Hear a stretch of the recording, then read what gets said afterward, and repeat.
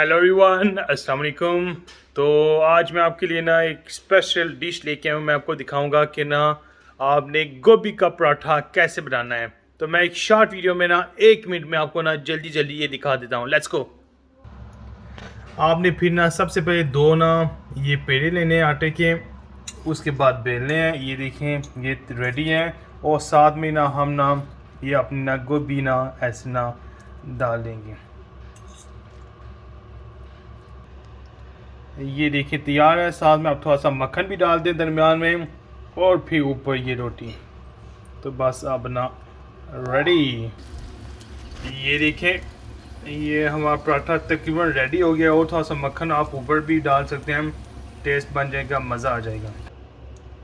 दोस्तों हमारा मज़ेदार क्रिस्पी पराठा रेडी है। तो चलो शुरू करते हैं। बिस्मिल्लाह। चलिए दुआ में याद रखिए अपना ख्याल रखिए। ओके, अल्लाह हाफिज़।